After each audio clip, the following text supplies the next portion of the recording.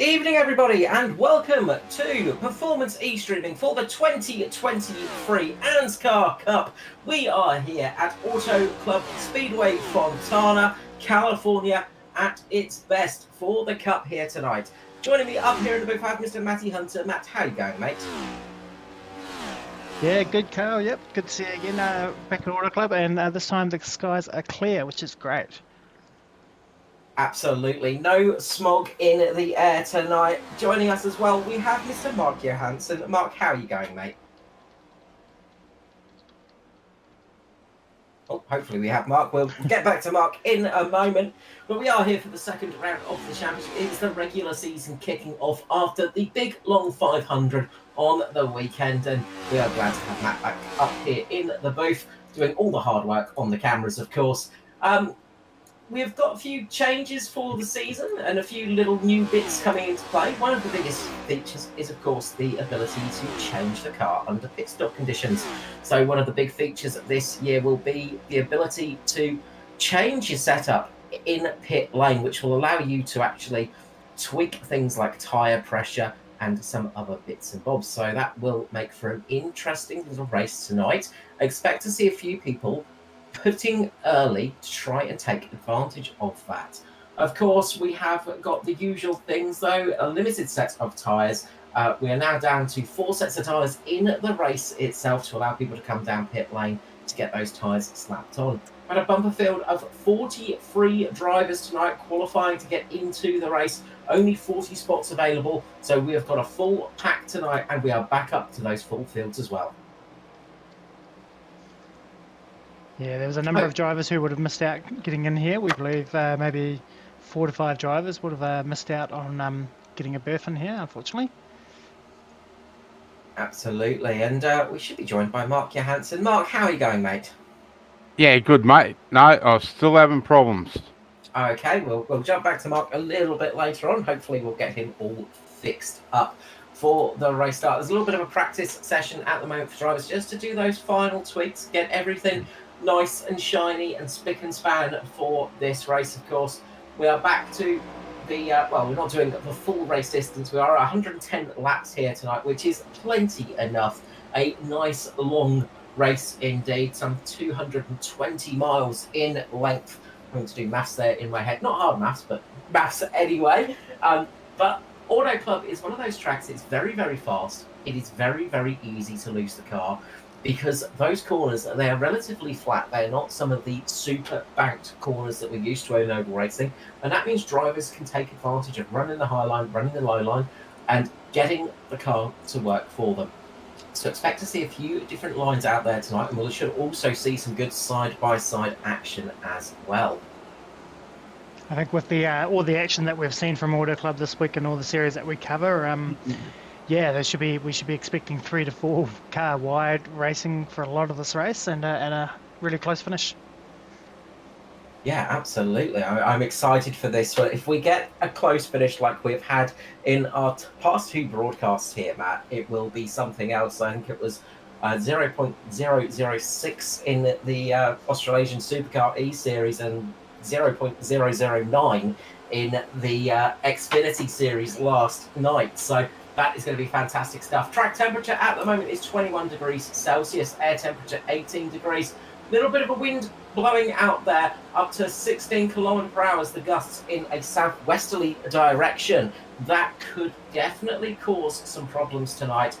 When these drivers are getting through the corner, a big gust of wind could really unsettle the cars indeed. Practice is about to finish, and we're going to be going to our live, well, gridding up process here for the ANZCAR Cup, brought to you by Performance e-streaming.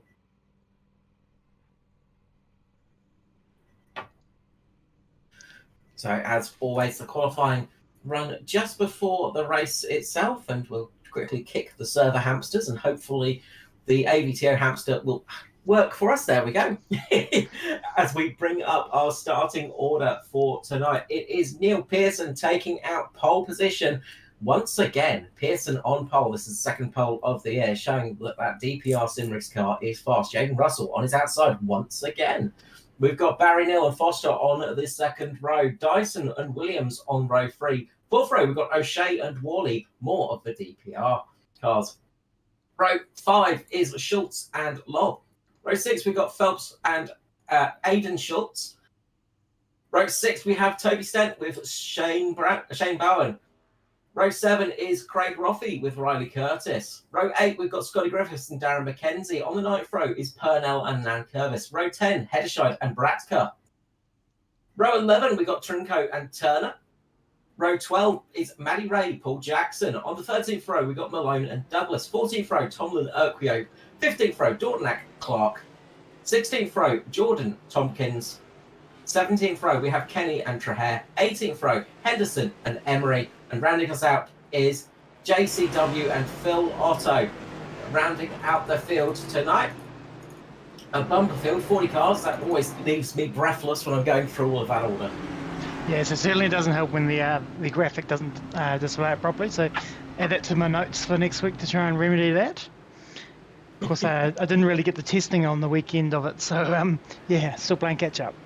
No, absolutely. We're almost a race behind at the moment from all that. With me working on the cameras, I'm nothing more than a trained monkey, obviously. I just press buttons. I don't work out problems.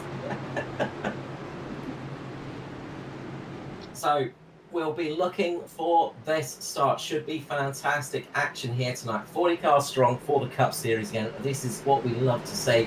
Hopefully we're going to see some great green flag action here. Pearson and Russell up there at the front. Jaden Russell back this season for Synergy. Good to see Jay Russ back in the car, and he's going to be hoping to have a good run here. As we're going to go to green, I'm going to shut up and let you enjoy these cars racing around the track here at Autoclub Fontana.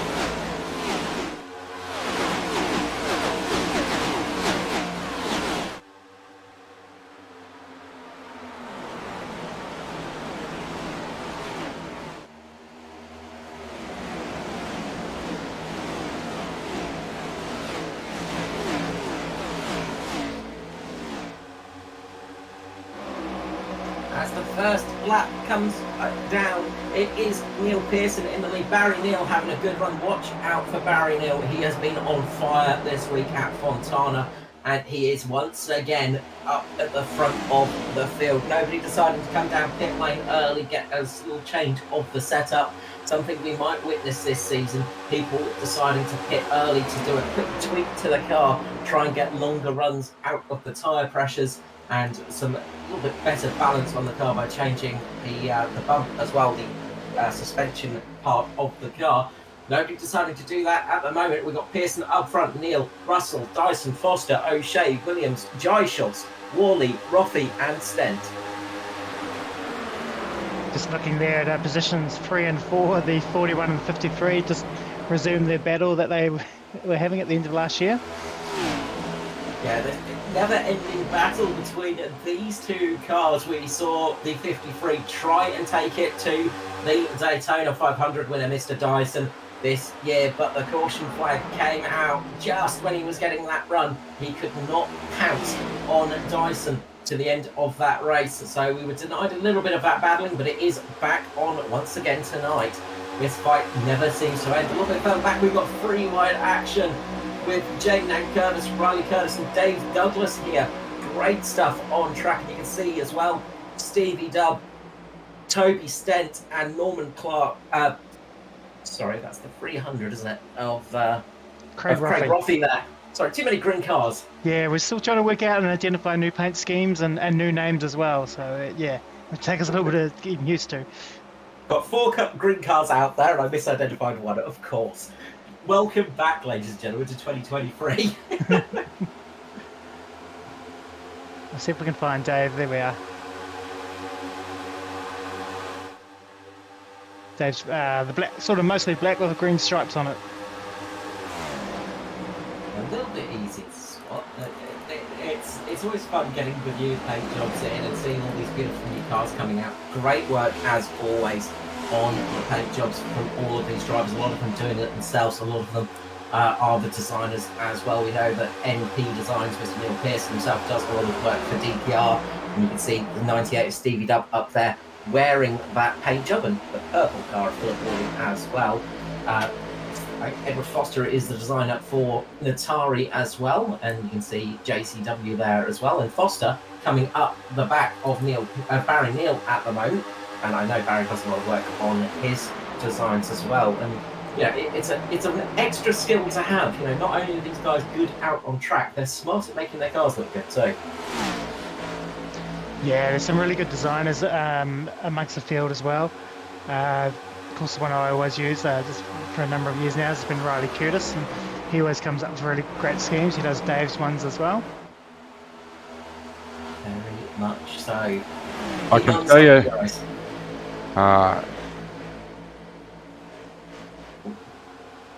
Do we have you there, Mark? Yeah, can you hear me? There you go. I'm back. Loud and clear. Welcome back, Mark Johansson. We've got Mark Johansson joining us up here in the booth now that every gremlin has gone.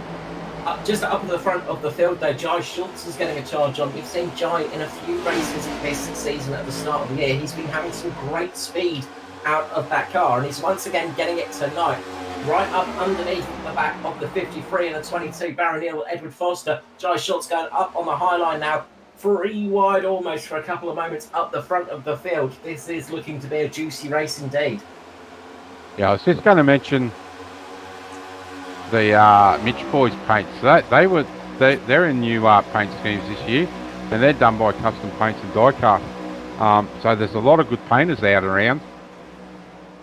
Absolutely. We love to see a good looking race cars because it makes the stream look better, and that's what we love. And there's Riley Curtis himself, the designer of many of those cars you're seeing out there too. He has got Darren Lobb right behind him for company at the moment. It is the 93 and the 98 nose to tail on track. Sorry, 99 I should say, nose to tail on track. Great action throughout the field. Just keeping an eye on what to look at the moment. Probably the biggest battle just in the group is around P11. We've got some great racing going on between Daniel Hederscheid, Dave Douglas, Stevie Dub, Steve Williams, of course. We've got Chris Purnell up there with Aidan Schultz too in Quantum, and this is real furious stuff. This is what we were looking forward to. Absolute side by side. Aidan Schultz up on the high side of Stevie Dub there, racing hard at the moment, just in front of Dave Douglas with Dylan O'Shea really putting the pressure on each other. This is fantastic action. It's looking like it's going to shape up like last night and Monday night, Carl. I must say, I kind of hope not, because I need to have a rest at some stage. I'm going to run out of voice in a moment if this continues. But no, it's great stuff at the moment. And again, as we said, we've had some bumper races here at Autoclub. One of our favourite tracks up here in the booth between myself and Mr. Matty Hunter, of course. And unfortunately, it might be the last time we see it in this configuration, in this style of racing, as the track will be changing configuration very shortly to I think it's a half-mile short track. Yeah, I believe it's going to take them a couple of years to build it, but I think they're looking at just doing something on the front straight in the current pit lane at the moment, something around that. Big shame indeed. This place has got a lot of history to it and a lot of fast race cars going around it, and it will be a big loss to the sport. But we're getting some good racing as it is. As you can see there, Schultz and Dylan O'Shea just having that little battle, but up the front, it is, it's changing every couple of laps at the moment. I keep looking at the timing screen. Jai Schultz led the last lap. Now it's back to Barry Neal. Foster is keeping the pressure on with Neil Pearson. Don't discount J. Russ. He's good at keeping his tyres alive. And we know that he can absolutely run at the front. He's got Dyson behind him. Newcomer to the Cup Series, Craig Rothie. We haven't seen Craig out in the ANZCAR Cup Series, but we have seen him in some other series. We know he's a great runner in the V8s, of course. Slightly different beast, just still a V8 motor in it, so he's still going to be quick. He's currently sitting in P7 with Toby Stent behind him, the new signing for Natari. The Kiwi living in Japan, Toby Stent, having a good run so far, winning the clash at the Coliseum earlier in the year, starting his ANZCAR career off to great guns in the Cup Series. Philip Wally just sitting behind him. Philip is one of those drivers that is very, very quick and improving every time we see him, which is always a scary prospect. And then Daniel Hederscheid, the man that won on debut, just behind him, another one of those racers that is very capable of getting wins on these ovals. That's our top 10 at the moment. There's some very big names in that top 10, that's for sure.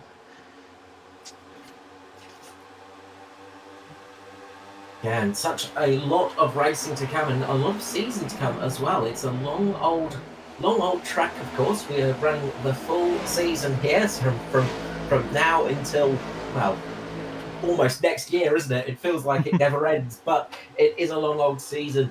One of those drivers that can relax a little bit is Andrew Dyson. He's already got his win for the season. That won't stop him racing, of course, but that means he is, as long as he fulfills his required race turnouts, he has got a position in the final, in the playoffs, in the chase later on in the season. And people will be desperate to try and get a victory early on in the season so they can try and secure a spot. I'm just looking at there, just outside the top 10. There's some big names there. Dylan O'Shea, Stephen Williams, Chris Purnell, JCW. And Ruben Phelps, an early person that we were hoping for, is down in 21st. So it's a star-packed race right through the field tonight, Carl.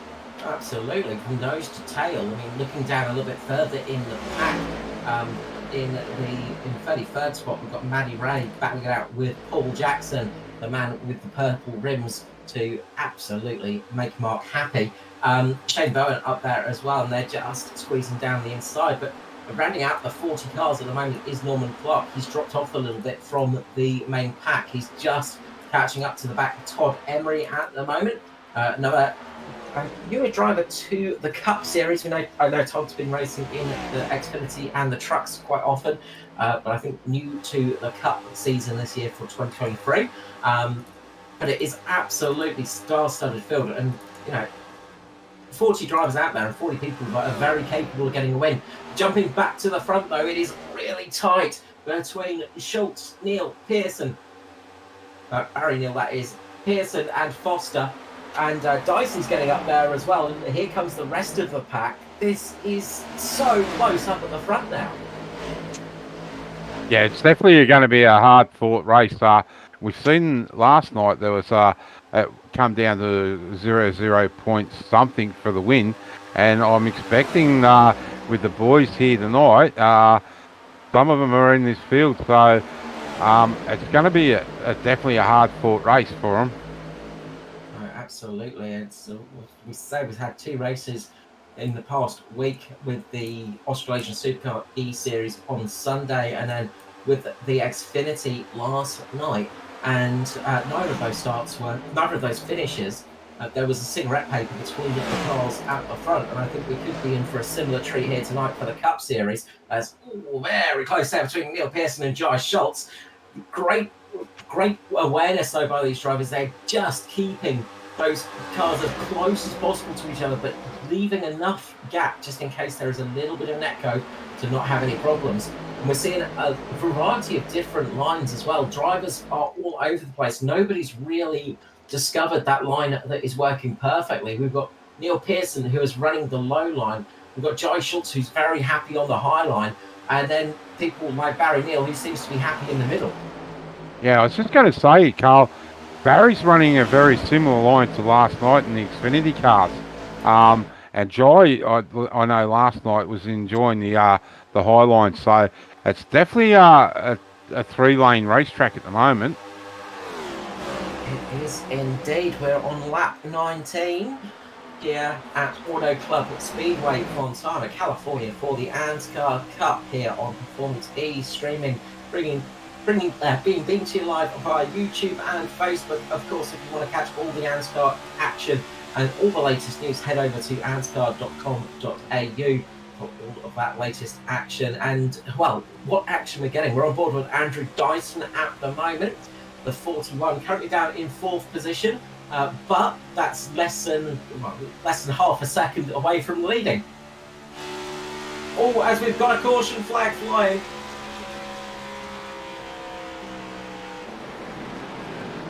So the big question, Carl, is who's going to come down pit lane and make those in-car changes? Oh, as it looks like Tompkins and Trahair have made contact, and around goes Tompkins, and something may have happened to Luke Trahair under the caution there. As a little bit further on, if we keep on with that replay, Matt, big secondary accident there, Trahair going along, and Adam Malone making contact with Trahair. If you go back to that replay, Matt, it looks like Malone's locked up trying to avoid Noddy Tompkins and spun up into Luke Trahair. So that's a secondary caution there, a secondary incident, I should say, and Luke Trahair getting caught up in both of them. He has had the bad luck tonight. I'd say jump on board with Malone and you'll get a great view of what happens there. All the cars will be coming down pit lane though, and we'll keep you abreast of that action while we're looking at this replay. So you see the contact there, Trahair and number 80 Tompkins, the 43 of Luke Trahair, number 80 Noddy Tompkins makes contact. Noddy Tompkins gets spun round, and you can see Adam Malone just on the bottom there, the green and white car, dives down to avoid it. And secondary contact there between Malone and Trahair. And that is going to be a night over for those two, I'd say. Big impact there for the 43 of Trahair. I'll just show that. Great race off pit lane there. Some drivers have made up spots coming off pit lane, and by the looks of it, guys, everyone has taken tyres and fuel. Wow, you say that. I would say Craig Rothie has not. It looks like Rothie has just decided to take a splash of fuel. I wonder if he's going to come back down pit lane, because it looked like he maybe just missed his stop a little bit. He might have missed his box a little bit. He was stationary for about 7 seconds himself. So he's decided to take a little bit of a different approach there. We also had Richie Tramko as well, stationary for about 8.6 seconds. So he decided to take a little bit of fuel, not worrying about tyres in this early stage.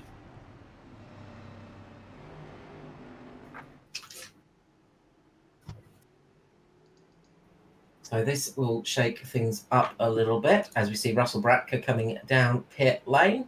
The SRM machine driven by the American Mr. Russell Bratka. I think he just stayed out an extra lap just so he could avoid the carnage in pit lane, get a nice clean stop without having to worry about 38 other cars coming down pit lane at the same time. And not a bad little move there. He'll start towards the back of the pack for this restart, but we'll have an extra lap of fuel in there as well, and we'll hope that he can get his way through the field. One car I'm going to be interested to see on the restart, as I said, is the car that's sitting in second at the moment, Craig Rothie. Did not take tyres. So that is going to make it interesting on the restart. You've got to be so careful not to lose control of the car. Only done 22 laps tonight, so they've probably not worn up all of the tyres, but Fontana is notoriously a tyre-hungry circuit, so I imagine it won't be as quick as it would have been on the fresh set. But if we get another caution here, he could be sitting in exactly the right spot. So interesting to see how this one works out for the number 300, Craig Rothie.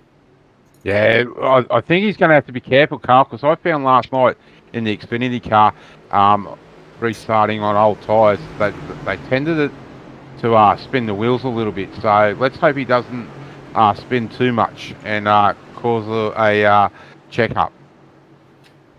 Got to be so gentle on that accelerator. We're coming up to the restart zone now. It's Neil Pearson on the inside, Rothie on the outside. Green flag's about to drop, and it drops away. Pearson gets a nice start on the inside.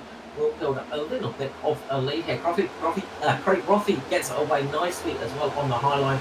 Those older tyres not causing him any trouble, but we've got a wreck behind. We've got a car in the wall. And caution flag is not out yet, as it is Christopher Tomlin. He had a big moment on the restart, and looks like he's had a checkup and just looped it as that restart happened. But we are green flag racing still. It's Pearson in the lead, Neil in second, Foster in third. Ruffy's falling down the order a little bit now. Gotta say, a little bit expected with those slightly older tyres here. 20 laps does make a bit of difference. He's doing a good job of getting up to pace though, and he's sitting in a relatively good spot. When the other cars start to even out their tyres, he should be in a relatively nice spot, and he'll have an extra set up his sleeve as well.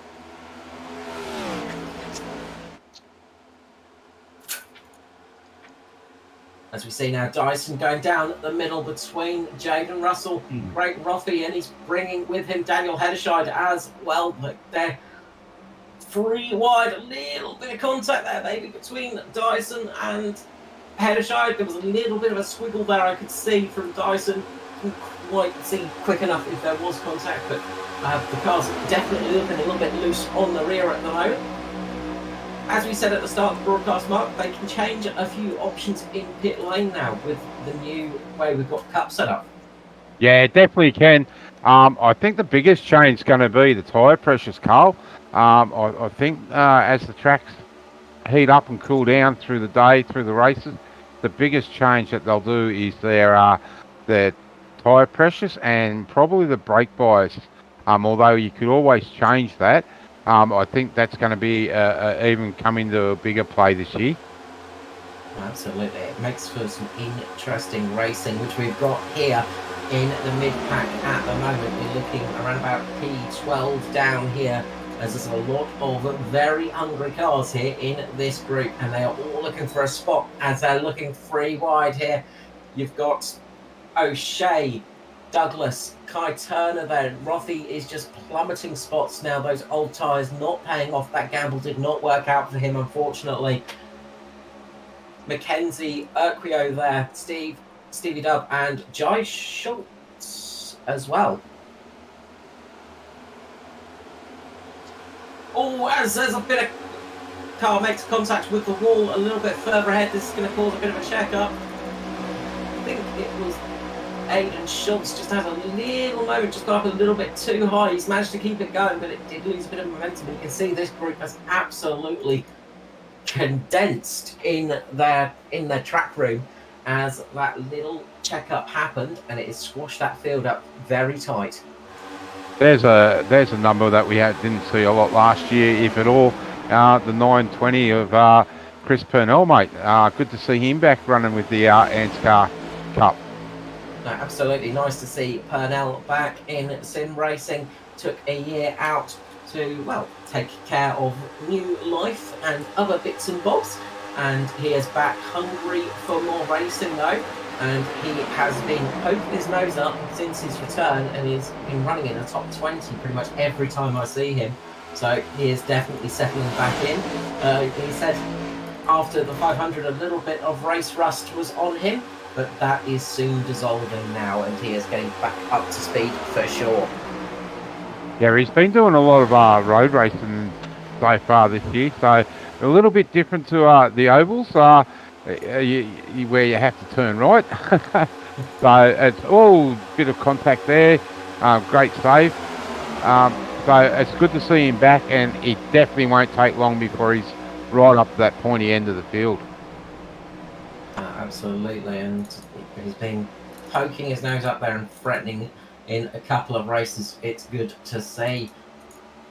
Another driver that we have seen having a resurgence in form and back to it in a lot of ways is Barry Neal, and he is having a nice run up the front at the moment in the 22. It's great to see Barry back out on track, and but he is very happy on this track, it seems, as we are starting to see the sun setting.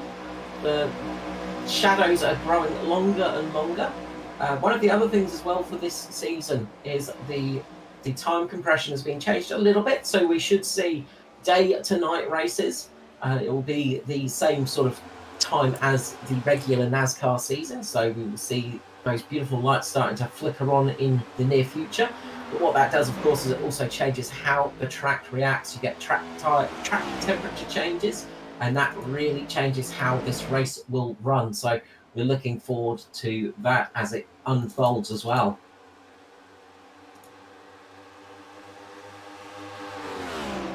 The number 02 of Darren McKenzie having a good run at the moment, up in P9. He has just got past Philip Worley. Darren McKenzie having a nice run up there. He's made 9 positions in this race. Just ahead of him, though, is the biggest gainer so far. Joshua Carroll Walden up 31 spots so far. And you can't discount him to gain a few more spots in this race. He's just sitting behind his teammate at the moment.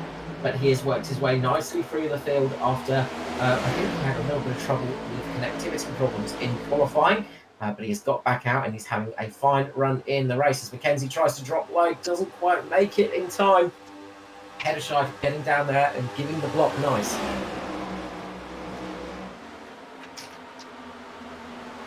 Those front 3 cars have checked out a little bit, Carl. So what do we got? We got a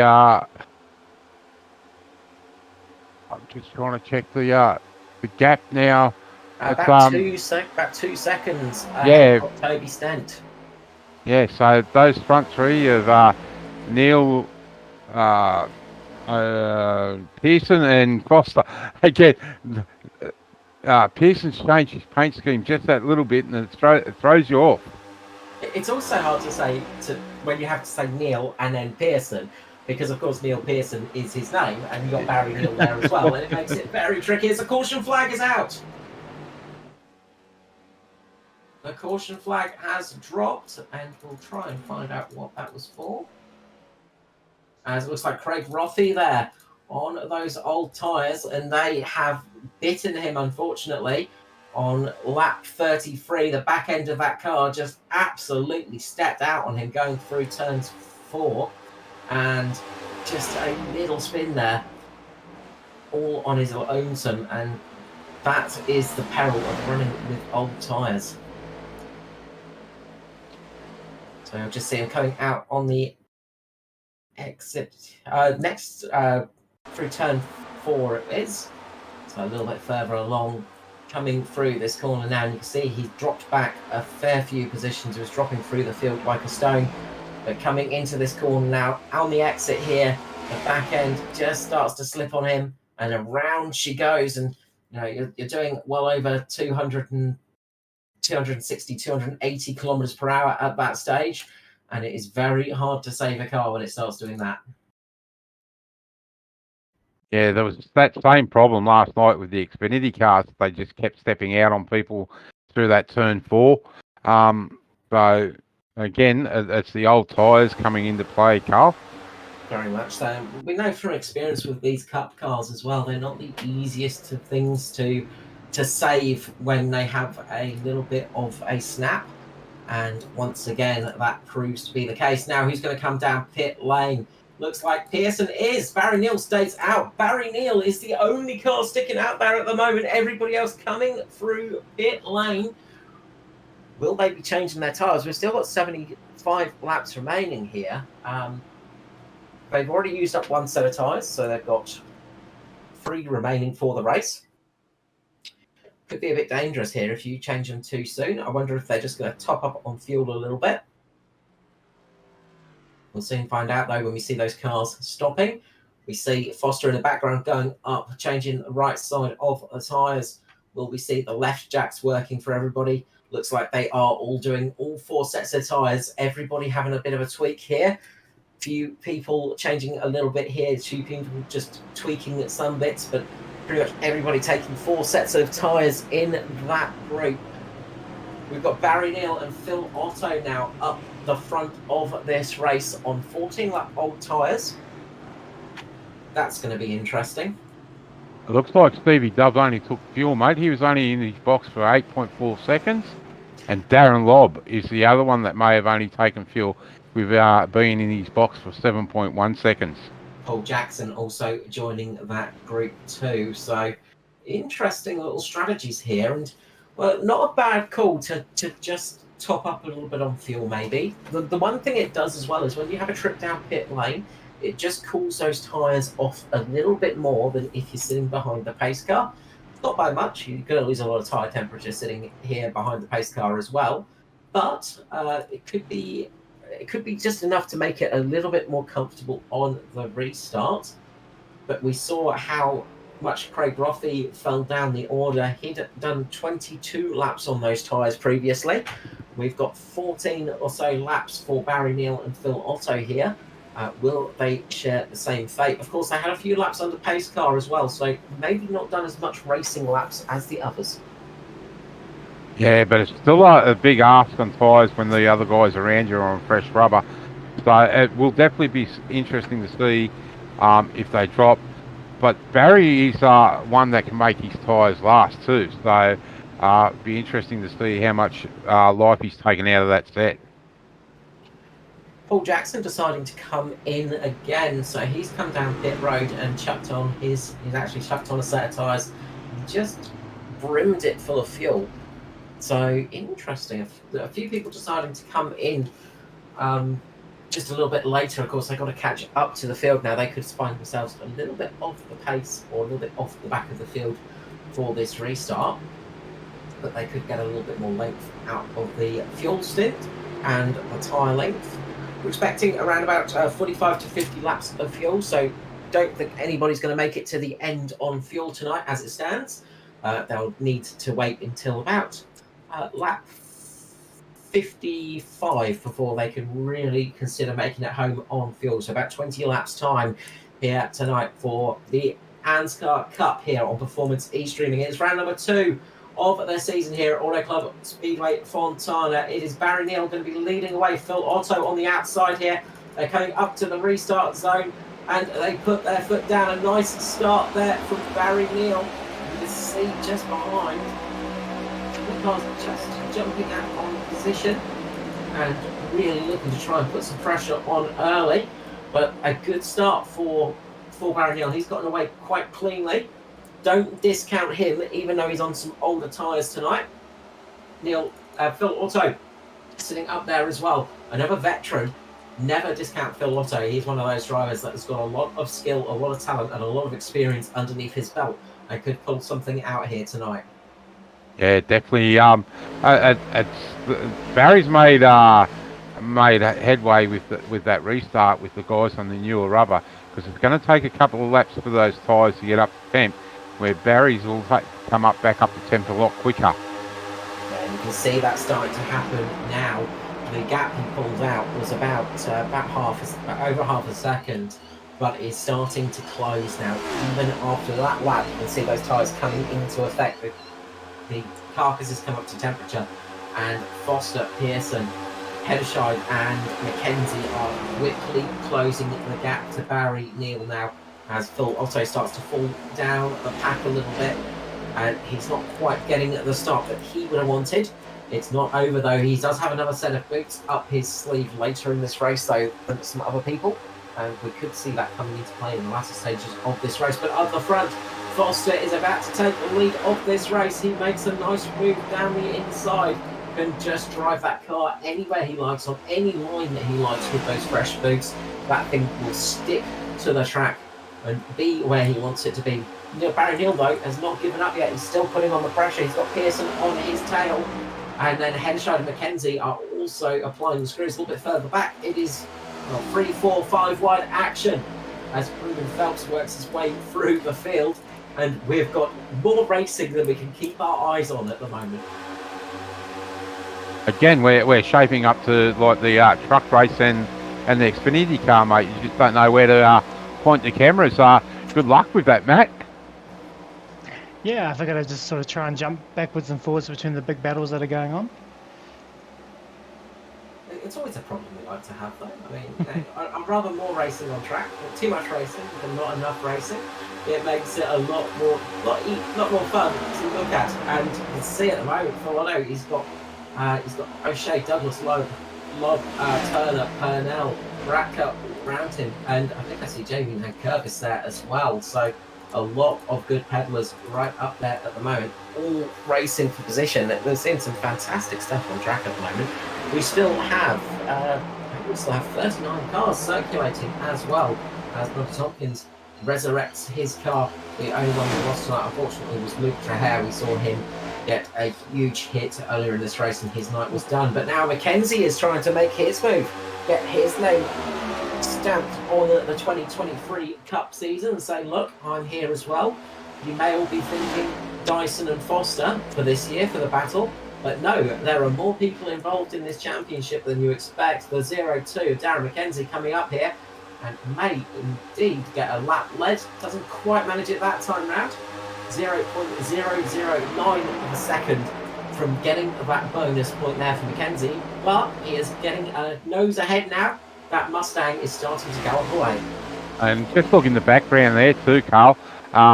We got two Natari cars there, and then behind Barry Neal is the second pair of Natari cars with Stanton JCW. So if those guys can meet up with Ed Foster and Heddershide, it's going to be a tough ask for anyone around them. Absolutely, and a big group of 10 cars up the front of the field. And Natari looking good in this early stage. Still not even at half distance. We have 67 laps remaining here tonight, so a long way still to go. And we know that DPR have a lot of cars up their sleeve as well, as we see a few of them just flashing through a screen. We've got Dyson and Worley with O'Shea at the back there. And that team could well work their way up to the front. What about SRM as well? We've got the SRM machines, the mobile brake and mechanical sponsored cars of Matty Ray, Lachlan Urquio, Ruben Phelps. Those cars are always around. Brenton Henderson as well, having a good run too. They've got a lot of cars up their sleeve tonight, and they could well position themselves into a good spot a little bit later in this race. Yeah, I've been told I'm not allowed to talk about them, so I'll leave that up to you. They seem to think it's me that gives them the curse.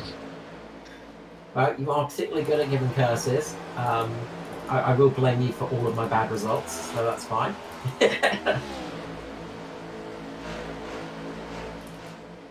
Some good racing going out on the field at the moment. You can see here with this group of cars just ahead of Chris Pennell. We've got Dyson, we've got Phelps, we've got Russell in there, Jane Russell as well. We can talk about Team Synergy as well. We know that they are very strong and got some really good runners out there in that group.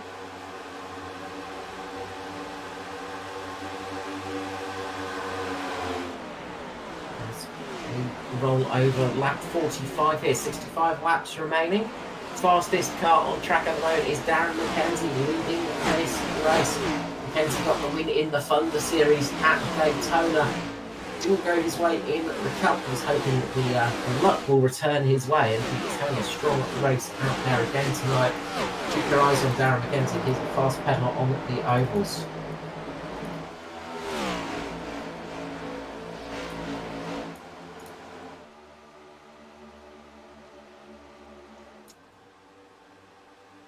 Cars are breaking up a little bit now. They're falling into a single file formation up the front as Barry Neal starts to drop back on those older tyres. That gamble may not be paying off for him at the moment, but the race is not over yet by a long stint, so could well come back to play for him in the latter stages of this race. Never right off Barry Neal.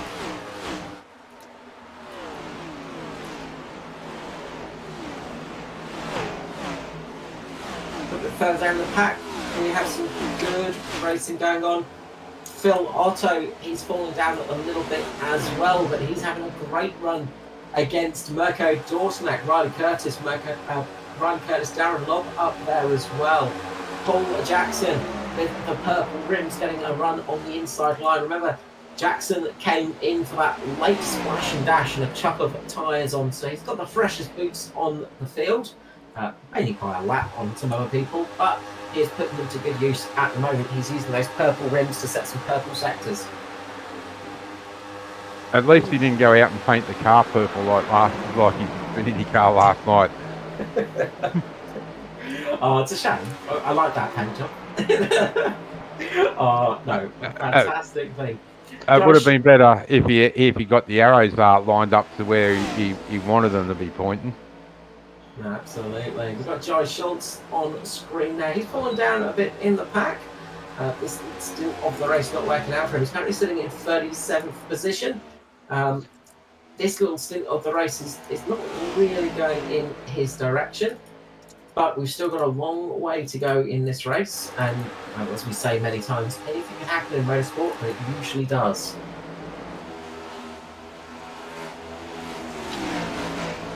Up at the front, Neil Pearson now making a move for the lead of the race in the 62 DPR entry. He's getting a nice run on the inside of Darren McKenzie.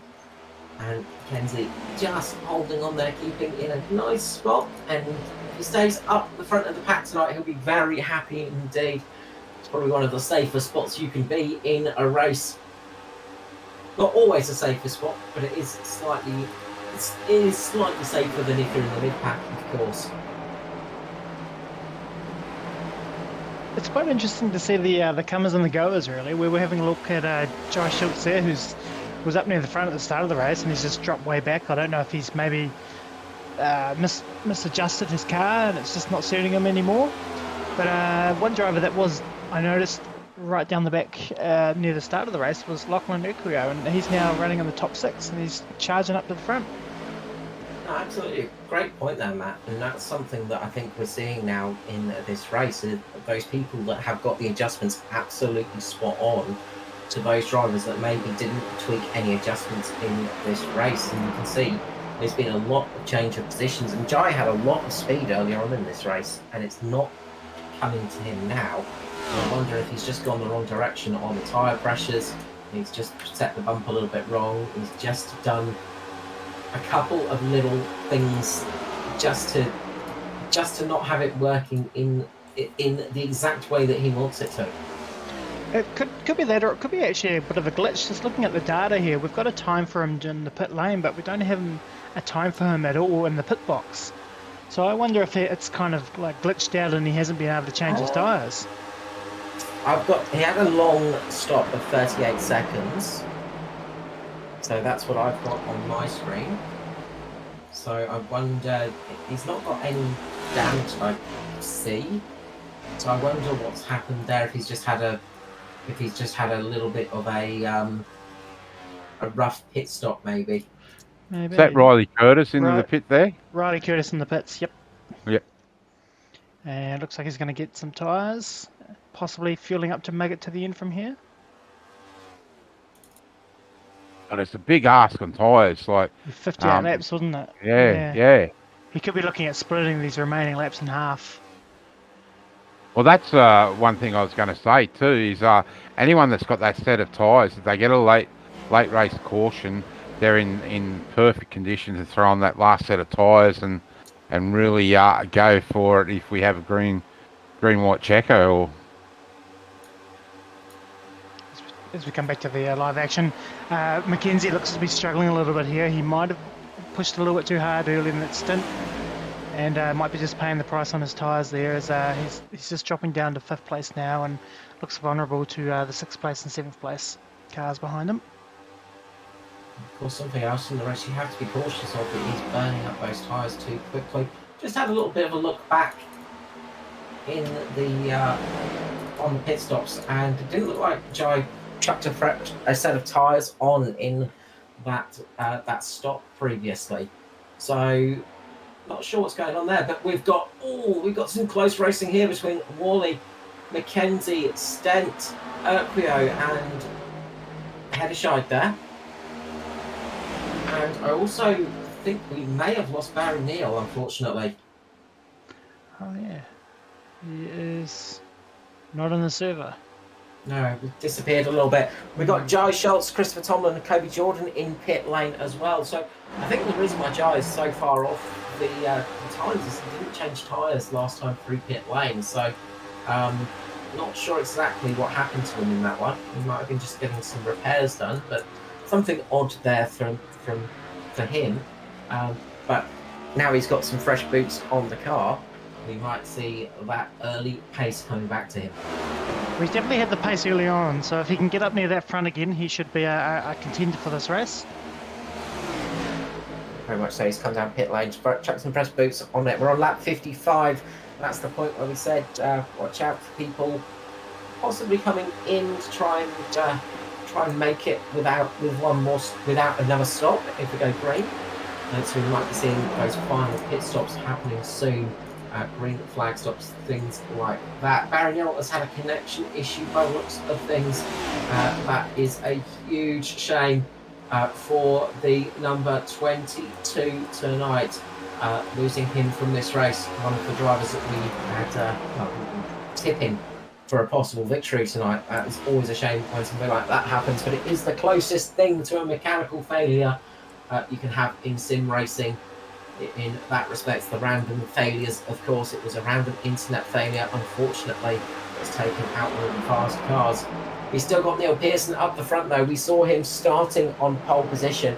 We know that he's fast, and he is again up at the front of the field, and he is absolutely blazing ahead of the rest of the field. Philip Worley said watch out for Worley.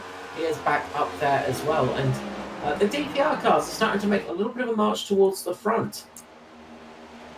Yeah, I would think with the numbers, the bigger teams are going to have more data to pull from and be able to. So I think Natari and DPR are going to be able to use that numbers to try different settings and see what works and what doesn't, and then share that information. Sorry, mate, you're about to go. Yeah, I was just going to say we're doing fairly well. We've still got. Well, just bear with me again while I find it. We've only got 2 cars that are laps down, and that's Shane Bowen 4 laps down, and Nobby Tompkins. I think he may have retired that car. He's 23 laps down, and of course he's still out there, Mark, because he just had a big smash into the wall. Nobby Tompkins in the 80, just collecting the wall as soon as you mentioned him, Mark. The SRM curse there, just playing in full effect. Well, in that case, we've only lost Barry Neal and Luke Trahere. Unfortunately, to see Luke Trahere go out early in the race with that accident. Absolutely, big shame. We've got Christopher Tomlin 3 laps down, Shane Bowen 4 laps down, Barry Neal unfortunately out of the race. Noddy Tompkins 24 laps down. I think he might be pulling in to get some more repairs or possibly popping it behind the wall. Currently, first car lap down is Riley Curtis, the number 093. He came in for his stop, though remember that is why he has fallen off the lead lap. If we remain green here, though, expect to see that car jumping up the field order. He's going to climb up a lot of positions. We said watch out for Jai Schultz. He's currently the fastest car on track, just set a 40.844. That is a good second lap faster than the leader, Neil Pearson. So obviously those fresh boots are now making that 270 carry on with the speed we saw earlier, and Jai Schultz is coming back into this race.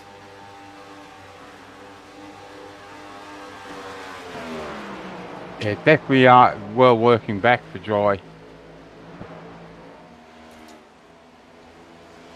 So just looking through the order on big movers at the moment, we heard Lachlan Urquio getting up there early on. He looks to have that car working perfectly for him at the moment. He's up 24 positions, just sitting behind Mackenzie, Tony Sent and Foster, and he is keeping them in position. Joshua Carroll-Walden as well, a big gainer in this race. He's up 31 spots at the moment after a poor qualifying session. Third biggest gainer, that's Luke Kenny at the moment, 15 spots in 20th position. Luke Kenny, first race I think in the ANZCAR Cup Series. I think this is his debut year for the Cup Series.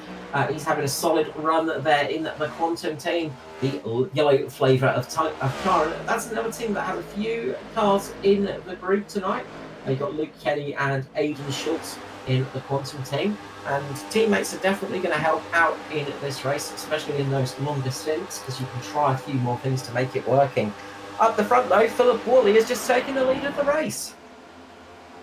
Yeah, great move. And split Pearson and Bowen, I think it was, that was going a lap down. So nice drive by Wooly to split those two cars. As just hearing on the radios ourselves, we of course can hear the radios. You don't necessarily hear them across the broadcast, but we've got a few cars coming in pit lane. One of them is Phil Otto. We saw Phil sticking out on the old tyres.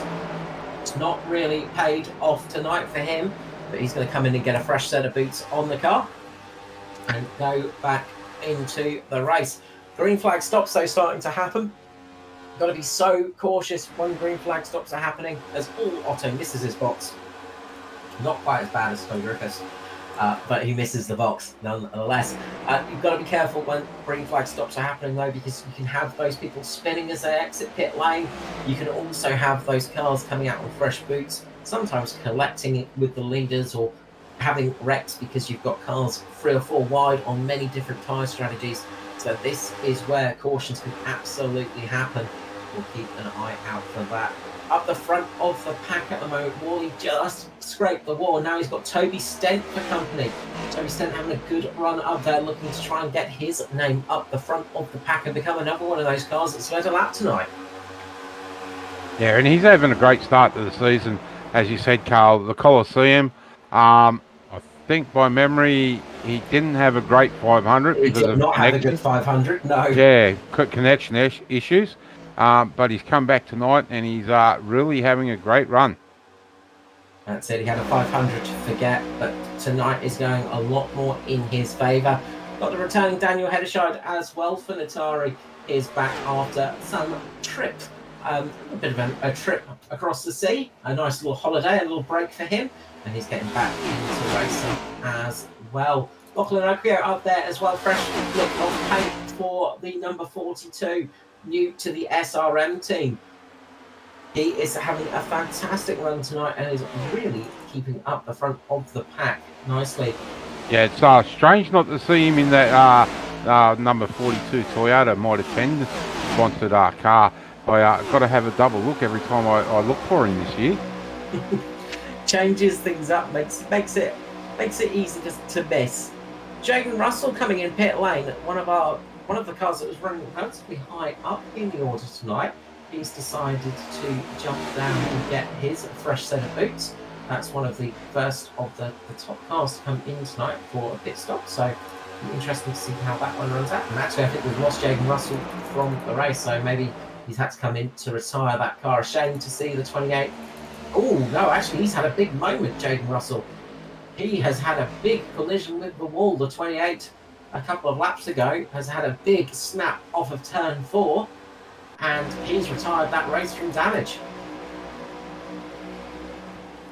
So we'll try and get that, see what happened here on the replay. So Jaden Russell there just sitting behind Andrew Dyson and on to turn 4. So just after this little straight, he just has a big snap going through the corner. And all of a sudden, the front of his car is not looking good at all. So that is why we've lost Jaden Russell from this race. Luckily, though, no caution flags come out, so we remain racing. And a little bit of contact there with Riley Curtis. I think that might have been at the start of that one. Just a little bit of a wiggle. And as we're saying, cars coming through on fresh tyres. I think that just was enough to unsettle Russell. Up the front now is Toby Stent in the lead of the race, and Foster moving his way to the front as the sun sets here in California. Fontana, California, the sun is setting, and we're getting some great racing as the lights will be switching on.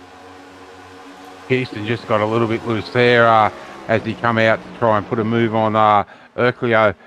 So the tyres are starting to wear out, and look at this, 3 wide, door to door. That is crazy stuff when the tyres are on the edge of adhesion. Great driving though, really good performance by all of those drivers. Got Scotty Griffiths up there as well. I mentioned him just before with having a rough pit stop. Here's the other Synergy car tonight. We've got Scotty Griffiths up there, and he's having a nice run as well. And he just has to hope that we're not watching him when he comes in for his pit stop. What I am impressed with tonight, Carl, is there's a lot more guys seeming to be able to use that low line. Where with the Xfinity cars last night, you've seen most of the guys mid-track or high-track. The Cup cars seem to be able to get down on that apex and really hold it down on that pole line. And I've got a lot more downforce in these cars, as well as a rear diffuser, rear splitter as well, which makes a difference for the way they run it. It gives you a lot more opportunities to sit the car in different positions. It really changes the way these things behave. And, well, they're a lot faster than the Xfinity. Well, not a lot faster, but they are faster than the Xfinity cars. But they also have a lot more grip in that respect, so they can just choose a slightly different position to run. They're not quite as loose and skatey as the Xfinity sometimes. Nice move there by the 5 car on Mackenzie. Nice drive underneath. Great move. Great textbook move that was. Got the 98 of Stevie Dub coming down pit lane as we are on lap 71. We've got 39 laps remaining here tonight, and this is interesting for DPR. They've got one car coming down pit lane. Somebody else coming in pit lane. It's Aiden Schultz just about to enter. But this will be useful information for the team now. They can get an idea of how much those fresh tyres are going to help. Do we want to come in now? Do we want to leave it a couple of laps? And, what's your tyre pressures, Mr. Stevie Dog? Will that help us out? Did I also see only Steve take the lefts? I didn't see the car go up on the right. I think he only took lefts there, Carl. Well, he was stationary for 14.8 seconds, so I'd say he took all 4. I'd recommend just having a little bit of a look back to check that one, Mark. Yeah, I think I will go back and have a look because didn't think he took all 4. Got Mackenzie and Bradka coming down pit lane now. Those two drivers, the latest, coming in for their green flag stop. So we're starting to see a trickle of cars coming in now, more and more flowing through pit lane. This is going to make for some interesting positions once it all shakes out. If we continue green here tonight, we're in for some fantastic action once everybody cycles through their stops. Dave Douglas as well, the number 10 casting couch entry. He's decided to park it in pit lane and get a quick change of tyres, some more juice in the tank and get back out on track. Toby Stent is still the leader ahead of Philip Woolley, Edward Foster, Scotty Griffiths up in 4th position, having a good run with Lachlan O'Quay 5th. We've got Neil Pearson, Daniel Hedershy, Dylan O'Shea, Andrew Dyson and Ruben Phelps. That's our top 10 at the moment.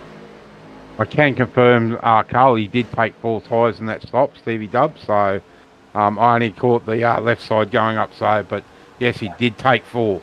I think it would be an unwise move to just take right sides at the moment. It's the way the tyre wear's been going. So that's... It's always that tricky thing, though, when you catch it out the corner of your eye, you have to double-check sometimes, don't you? We've got Kai Turner, Chris Purnell, Craig Rothey, Adam Malone in pit lane, and it sounds like we might have Lachlan O'Quay coming in as well very, very soon from the top 10. 42 going to come down pit lane, and watch this on the entry for Lachlan O'Quay. It's very close there with himself and Pearson. Philip Woolley in pit lane as well, and Pearson coming in too. On the brakes, you've got to get that car slowed down. It's not an easy thing to do to get onto pit lane from green flag racing. It's so easy to lock a brake, to make a mistake, and also speed in pit lane. I might just ask if we could jump on board with Foster or Toby Stent when they come down pit road. We'll try and get a bit of an onboard view from those two, give you a bit of an idea of what it's like getting into pit road. So looks like these two are coming in now. Watch here for Toby Stent. He's going to drop down, reduce the car speed, and on the brakes hard now, getting down to the point. He's got his teammates right behind him as well. You can't see it from this position, but Foster's on his inside now. Here is Edward Foster. Here is Toby Stent, and you can see them synchronising the stops, coming in together. Foster looking to try and find his box. This is the other hard thing as well. You're trying to find that pit bay. You've got to be so careful getting in there. He hits his mark perfectly, Toby Stent. Up on the jacks. Right side tyres. Drops the car. Up on the jack. left side tyres. All while this is happening, fuel is being pumped into the car, puts his foot down. You don't want too much wheel spin, you don't want to lose the back of the car, but you need to get up to speed quickly to get to pit lane. You can see Foster there. He gets out ahead and beats Toby Stent out of pit lane, Foster gaining the position. Yeah, great work there by both the teammates there. And Foster a little bit quicker on and off pit road, so takes that spot back. But they're now fueled and can battle to the end of the race. Absolutely, and you can see just from that onboard there, it's not all over once your pit stop's served. You've got to get out of pit lane as well, and close between himself and Pearson there. But you've got to get out onto the racetrack, and then you need to find yourself a position as they're 3 wide. You've got Pearson, Griffiths and Toby Stent there, all battling for position. Riley Curtis up there now as well. We said watch out for him. He came in early for tyres. He's jumped a lot of them. Darren McKenzie now in the lead of this race after his earlier stop. It's worked out well for him. He's jumped a lot of cars. He came in about 3 laps before these guys, but McKenzie has gotten a huge jump over the leaders. He's out there with Philip Worley at the moment. This has worked out incredibly well for McKenzie. He has got a good couple of seconds lead over Foster, Griffiths, Pearson, Stent, Urquio, Curtis, who is in 8th. He's on 20-odd lap tyres, though, so he's going to drop down the order relatively quickly. O'Shea and Andrew Dyson is our top 10.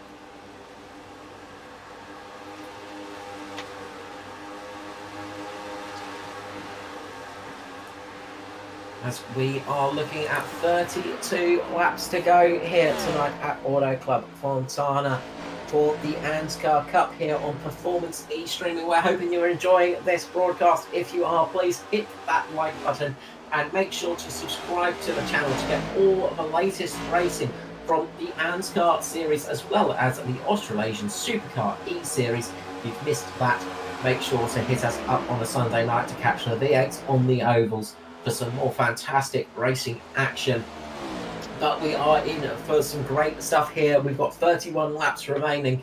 We know that the finishes here at Fontana tend to be very close. We're looking forward to seeing how close it gets tonight. Still got 37 cars running out there tonight. We've got Barry Neal back out on track. He is 8 laps down, unfortunately, in the Autoclub race car, and I know I've said that wrong, that will correct me, I'm sure. But here's back out on track. Sorry, I was too busy laughing. Thanks, Matt. Barry even gave me pronunciation lessons last night, and I still can't do it. My tongue gets tied. I blame my stammer. Did you notice I don't even attempt that? No, you're a wise man, Mark. You don't even try it. Riley Curtis coming in for his stop now. He's decided to come in for some fresh boots and, well, he'll have some speed in the latter stages of this race, but that early pit stop did not pay off for Riley Curtis. Unfortunately, the caution that he was hoping for did not come out, as cautions always happen. As cautions always tend to work out when you need one. Sorry, when you need one, it won't happen. When you don't want one, it will happen. We've got the 09 here of Norman Clark in the new Black Arrows livery. Black Arrows team, of course, Norman Clark and Jamie Nankervis as well. I was just trying to have a look to see where Jamie was sitting in the order. He's currently sitting at 19th. And we've got Norman Clark sitting in 27th at the moment. Good run for the Black Arrow team tonight. Absolutely, they're having a solid run out there. We saw them having a really strong showing at Daytona. They were up there in the front of the pack until the worst case scenario happened. But they are looking for a strong season. We've got Joey Schultz going to be coming down pit lane again. He's coming in for his final set of tyres. His strategy's not paid off for this evening in 270. But a long way of this race to go. We've still got 28 laps remaining. I think that's Tomlin just behind him. Christopher Tomlin there just coming in for his stop as well. Getting those positions all important though for the championship. You want to try and get some decent points on the board, and with the points paying out all the way down, every position is critical. Todd Emery here on stream. screen. He is currently running in 28th position, up 10 spots from the start of the race. The 062 having a solid run tonight, and he is cruising along and just keeping himself clean and out of trouble. He's currently on the lead lap as well, so he is in prime position if a caution flag falls to make some decent jumps in the latter stages of this race, but a solid run nonetheless. He's just sitting behind Brenton Henderson at the moment for SRM. Sitting in 27th at the moment, another driver with 10 spots gained in this race, having a solid run in the Yeti entry SRM car there. The green flavour of SRM machine. I love these paint schemes. They're great. Some real nice and creative paint schemes have come out this year, so it's really good to see. Absolutely, and the SRM team, they've got a lot of cars in the field, and they've all got their little unique spots on them as well. One of them being, of course, Matty Ray. He's got his Mr. Sheen logo on the side of his car as well. He's just got Adam Malone behind him, those two battling out for position at the moment. Matty Ray's car is absolutely spotless as always. Adam Malone, a little bit of damage from that earlier incident with the caution number 2. We saw him getting involved, but Matty Ray keeping it clean at the moment in 24th position. Just ahead of them, we've got Darren Lobb in the 99 DPR entry, the second of the South African contingent of the race tonight, with himself and Norman Clark. But he's having a good run, having a solid drive there just behind Aidan Schultz in the Quantum entry in 22nd position. Phil Otto's race is shaping up well. He's currently sitting in 21st position. He's up 19 spots in the race. We saw him decide to stick it out on old tyres. He took the gamble, but it's paying off at the moment for Phil Otto. He's cruising along in a strong position, but I imagine he's going to need to come down pit lane once more. He's just behind Mr. Stevie Dubb. Stevie Dubb in the DPR, the green flavour of car, the 98. Mr. 400 himself getting the win in his 400th start. It was a great moment for Stevie Dubb and a veteran of the season. Russell Bracker, the American entry, is sitting in 19th spot for SRM, with the Angry Wasp on the side. He's having a nice solid run in the mid-pack at the moment in a relatively quiet position, just sitting behind Paul Jackson in 26th. Again, just keeping the car going, keeping in a solid spot. We've got 24 laps remaining, and he's had a solid run tonight. He's going to hope to continue that and get a good top 20 finish. Jamie O'Curler sitting in 17th at the moment. We spoke about his teammate Norman Clark in the Black Arrows entry. Jamie's just catching up to the back at the moment of 16th place man Chris Purnell in the Virtual Motorsport Mentor entry car. The 920 back in the series. Another returning face this year in front of him, Kai Turner, having a solid run in the K-Tech Motorsport entry. Craig Roffey, we saw him dropping like a stone and having a small spin after sticking it out on the old tyres, but he's recovered well to get up into 14th position, having a solid mid-pack run at the moment. Dave Douglas in the number 10 casting couch entry, sitting up just outside the top 10, battling it out with Joshua Carroll Walden when he can climb to the back of the 35. One of the biggest gainers of the race, 27 positions gained tonight for JCW. He's having a solid drive in 12th spot. Ruben Phelps' new paint. We've just had a change of position there. The perils of live motorsport coverage. Ruben Phelps next up with the SRM entered machine. The Kiwi jumping to SRM this year and having a good run with the team. The Flying Kiwi, Ruben Phelps, sitting in 10th position at the moment, battling with Daniel Hederscheid. For Natari, we saw Daniel missing out of the 500, but he's come back fully rested and ready to race this season. He's looking for a solid year. Oh, he gets a big snap on the exit of turn 2 there. Well saved indeed.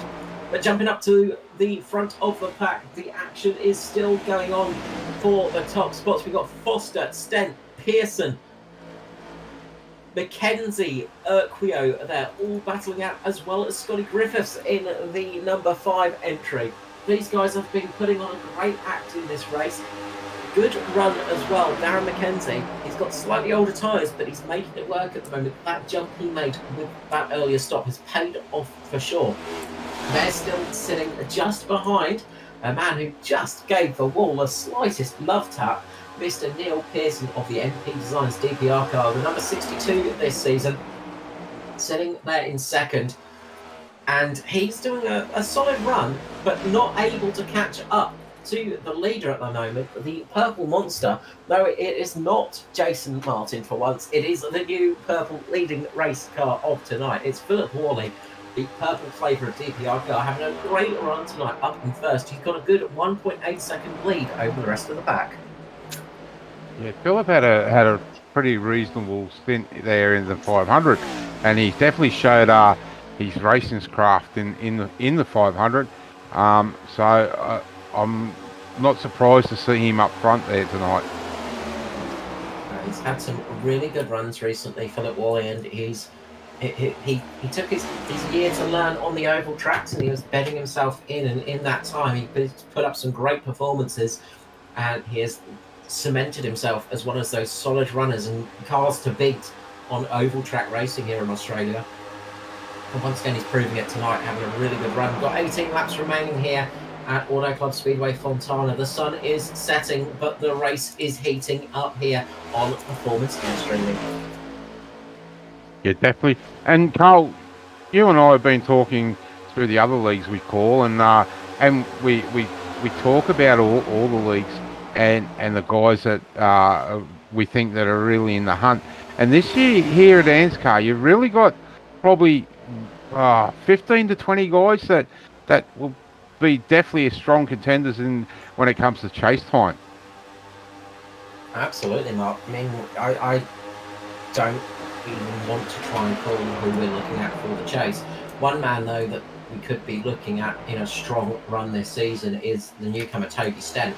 He is really, really putting an exclamation mark next to his name and saying, look, I am here to race, guys. I am going to be pushing on and putting a lot of pressure on all of you. And he's doing it again tonight. And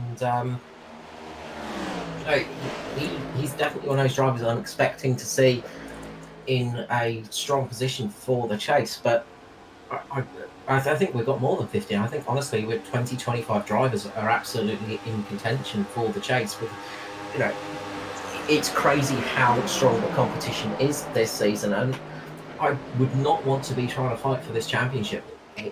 Each of these drivers has got to absolutely get the perfect race almost every week. Yeah, definitely. Keep themselves in spots. Yeah, definitely. And like we do the Weekend Warriors, we do Australasian Super E Series, and the whole oval track racing scene in Australia and New Zealand has just gone up again another level this year. And well, as we just see a little bit of a squeeze there between Griffith and McKenzie. The whole lot has really taken a big step again this year to another level. It has indeed. Matt, I'd say jump on board with the 189 of Toby Stent, because he is absolutely hammering this car at the moment. And watch this thing in the mid-corner. Once we get up to turns 3 and 4 here, he is absolutely on it. And pretty much every time I've jumped on board with him, he has been correcting a slide. This time round, he just gets it settled in a nicer spot. But his hands have been all over the wheel, keeping that thing on the island, so to say, and he's really putting a lot of aggression in that car, but keeping the speed up. The back end of that thing is absolutely not wanting to stick to the track, though. He is having to correct every couple of moments. Yeah, keeping speed up. Yeah, you don't want to be doing that too much, though. Like, you've still got 15 laps to go in this race, and if he's putting too much pressure in, if it comes down to a green-white checker, with him being in second, you really don't want to come down pit lane and give up that track position. So he's going to have to try and just fight and keep those tyres under him. I'll tell you what, Mark, that'd be a brave person to stick it out there on a green-white checker on these tyres now. Oh, yeah, but you know, you've got to. If everyone else stays out, you'll stay out. But if if everyone comes in, you're going to have to come in. Yeah, it's going to be an interesting one. We've still got 13 laps remaining, and these cars are getting towards the end of what you would want to be doing comfortably on a stint, and they're still carrying the speed as well. That's one of the other things. The speed has been relentless tonight. They've been absolutely hammering it tonight, and really, really going hammer and tong. And you see that, Foster just collecting the wall a little bit in the 53. No damage, I would hesitate to say, but it just chucks the momentum of the car a little bit, and that's put McKenzie right onto his tail. And the other thing it does is it makes you have a big wake up as well, sitting behind that car, because you take a deep breath, you just have to go, you lift off a little bit, you just have a big moment of a gulp there. But these guys are all running so very fast up front, and as I said, the pace has just been relentless tonight. Fastest lap so far is Russell Bracker in the SRM machine at 40.087. So he'll be very happy to get that one. It was always nice to get one of those extra awards. And Russell Bracker at the moment, the car with the fastest lap. But the car that's, I think, leading the laps at the moment is Philip Wally. He's in the perfect position. He's got a 2.5 second lead over Toby Stent now, and he just keeps pulling out that lead lap after lap after lap. It's just a fantastic performance tonight for the 233. Yeah, it definitely showed, as I said before, mate.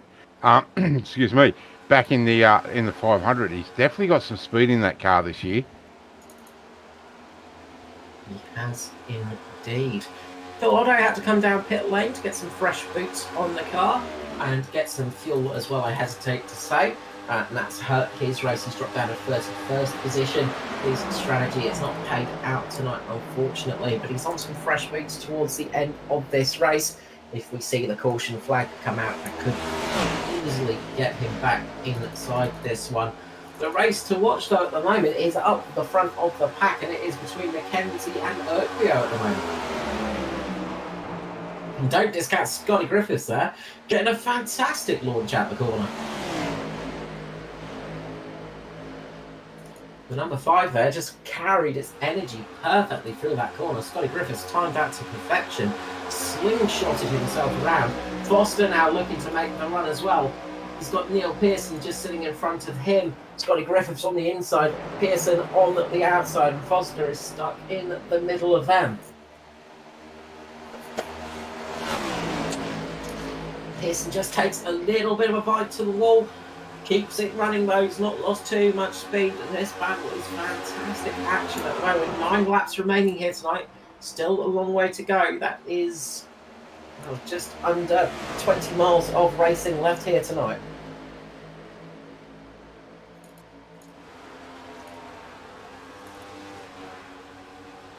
You can see this relentless pace. I'm sure the drivers will be feeling it as well. There's not really been a late caution or any cautions in this second half of the race. It has been constant action, and I think a few of these boys are going to have tired arms at the end of this one. Yeah, definitely. And fitting there in the yellow car in amongst all this group is Luke Kenny. He's a lap down, so he's in a fine position should there be a caution now. He'll get the lucky dog and get his lap back. Well, you say that, but he's just got passed by Riley Curtis. So you see there on the inside, Riley Curtis, who he just gets a bit of a snap there, just goes down on the inside, loses that position to Kenny once again. But Riley Curtis racing hard for 27th and 28th spot and that all-important lucky dog position.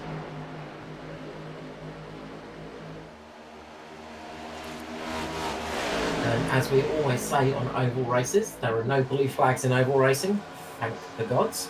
The blue flags are the worst thing in motorsport, but it does mean that you can really race, and when you're a lap down you can continue racing, and it is important to keep yourself in position for that lucky dog if it does come out. Up the front is Free Wide, and Foster and McKenzie and Dyson make contact. Does McKenzie hold it?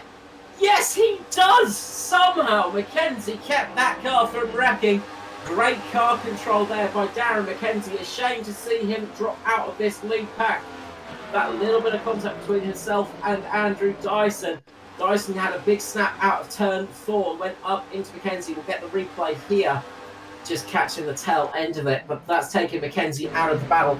So just on the low line, watch the orange car of Andrew Dyson. He gets a snap on, goes up into Mackenzie. The O2 gets around. Somehow, Mackenzie saves that. I do not know how. On those worn tyres, he did a fantastic job of keeping that thing in the right direction. And especially with him getting down onto the grass too, Carl. That's a recipe for disaster normally. So great car control by Mackenzie. And a little bit further back, we've got some action as well. Chris Purnell with Christopher Tomlin. Those two making contact as well. Looks like Purnell got... Ooh. Looks like Mackenzie... now Curvis had a little bit of a slide off the corner. Jackson just collected him. He went up into Tomlin, and Tomlin went up into Chris Purnell. Somehow we remain green flag racing because those cars were spinning on the infield. But we are remaining green here tonight. We've got 4 and a bit laps remaining. I tell you what, Ruben Phelps is flying these last 5 laps. He's now just about up to 2nd position, going to clear Toby Stent, but he's just come from nowhere and just made short work through the field. He has, and well, it's maybe a little bit too little too late. He's got 3 seconds to make up for the lead, but it could be a really strong P2 tonight. It's a little bit further back. The action's going on between Foster and Dyson. It is getting aggressive now. Urquhart up on the high line. Dyson down the inside of Foster. The age-old battle continues. And then O'Shea appearing from nowhere as well. We've not spoken about O'Shea much tonight, but he's coming up to join this fight as well. About the 27-lap car, he's battling for the lucky dog with the 90. I was going to say 93. That's Riley's old number. Yeah, 093. Yeah, got plenty of battling on track. Yeah, those two guys, while they're battling, they don't want to get mixed up with these leaders because As that happens, the caution flag flies. It was almost inevitable there. They've done great to not have it happen, but 3 wide here, and contact between Curtis, O'Shea, and Kenny, and also something has happened with Neil Pearson as well. Yeah, I think Neil got mixed up in that, Carl. He got collected as those two come down track. No, Pearson made it through. So, did he? Yeah, I think he just had to. He just had to do a little bit of avoidance with braking cars in front of him as that caution came out. So just caught him slightly unaware. But we can see the wreck here. Big O'Shea. Accident.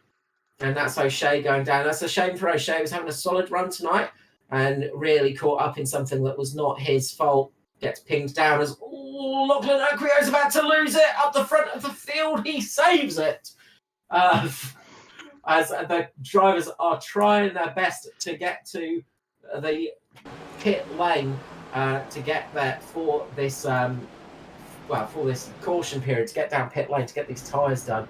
Lachlan Oquio, he locked up a brake but saved it somehow. Now everybody's going to be coming in pit lane. Is anybody going to be trying to stick it out there, try and risk it? We might see a couple. Yeah, you just see there Lachlan Oquio fully sideways. He just catches up to the back of Dyson, has to slam on the brakes, locks it up, spins it round, gets the back end out, somehow slides it in the right direction, and absolutely saves that from a disaster. Yeah, definitely. Just looking at these lead cars, it's yeah, that they'd all have to take 4 tyres. Yeah, you have to. There's no taking 2 sets of tyres. If there's too much wear, it will leave it unbalanced and be very tricky to control, I imagine. Ruben must have had an incident there because he's come in front of Toby Stent and he has dropped some spots coming off pit lane. Ruben missed his box. He just drove through it and just had to slam it into reverse, and that cost him a couple of positions there. Ruben Phelps down in 7th now, just with Lachlan Oquio. So, a shame for Ruben Phelps. He will be dirty after just missing that box by a couple of millimetres. JCW's looking like he may have missed his box entirely. I'm just going to go back and double check that one. Daniel Hedichar, No. it looks like he might have only taken 2 tyres for 9.3 second pit stop. Okay. And I'll just go back and have a little look at the Hedichar as well. Yeah, Hedichar has just rolled the dice with rights only. So there is one person willing to take the risk, and that's Daniel Hedichar. But see how that car reacts on the restart. JCW did make pit lane. It's just the timing screen's not showing it up correctly. Kai Turner, another one of those drivers that may have taken it rights only. But by the looks of it, only 2 people willing to take that risk tonight. And that's Kai Turner and Daniel Hedichar. What a shame for Philip Wally. He had a beautiful lead out in front, and that has just disappeared from him, as we're going to go for a green-white checker here tonight. So that means that we will get a lap of green flag racing. It will go to the white flag. As soon as the white flag flies, we cannot finish under caution, of course. If we get a caution before the white flag, it means we will finish under caution conditions. We saw that last time out at Daytona. Hopefully, we will not have a repeat of it tonight. We still have a heap of cars out there, though. I was just going to say, Carl, look at the top 6. 3 DPR cars, 3 Natari cars. So that battle continues this year. The battle is definitely continuing. And then sitting at the back of the DPR and Natari group, we have 2 of the SRM machines. You've got Phelps and Urquio there. So this is showing a lot of team action at the front. You've got a solo act in Scotty Griffiths up there as well, and then Darren McKenzie as well. So pace car will be coming in very shortly. We're going to be in for a frenetic couple of laps here.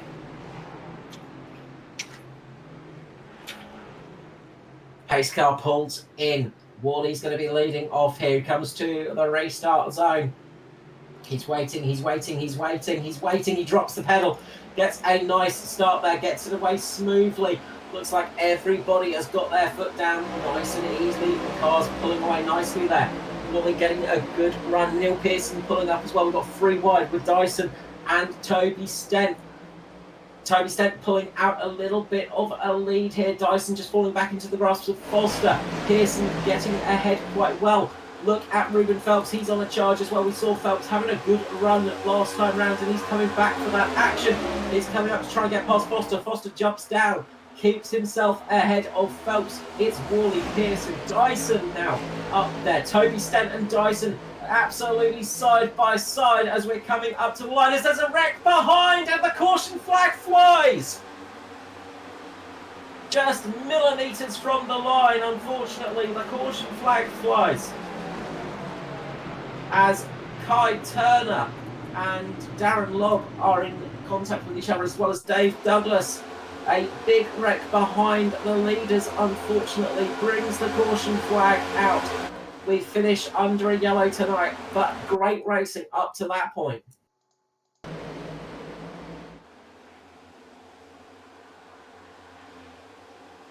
So we'll see here, this little moment here. And unfortunately, it was just a couple of metres shy of the leader crossing for a white flag and just avoiding that chance of a caution finishing the race.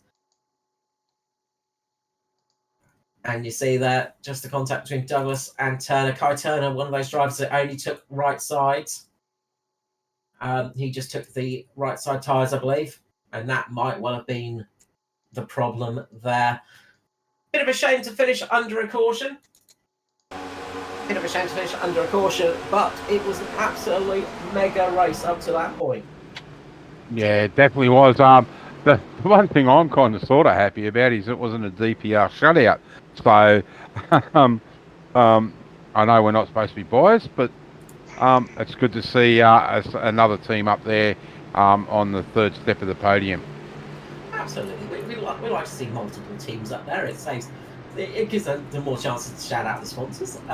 But yeah, it's a good run there. Toby Stent just creeping in for his first official top 3 finish in the ANZCAR Cup. But it was Philip Wally taking a well-deserved win. I mean, you cannot take it away from Wally. He deserved that victory after that lead he built up in the green flag period. He had that lead taken away from him. A big shame to see him have that lead snatched away from him. But he did a fantastic job of keeping his nose ahead and taking out a great victory. Neil Pearson will come home in second place. Started pole, finished in second. He's going to be pretty happy with that, with Toby Stent in third. Let's run through the order when they cross the line, of course. We've still got a little bit of time to get there, as we see a car just Dave Douglas just coming up to say hello. Still got a little bit of time here before the official moment, as we're coming up as that car's coming up. Well, we've had the official, but we're coming up to see the burnouts now for Philip Worley. He's going to come and have a well-deserved celebration, and yeah, as I say, well-deserved for the 233. He did a fantastic drive tonight, and that caution really hurt his position, but he still kept his nerves calm, kept the car clean, and got the win here tonight.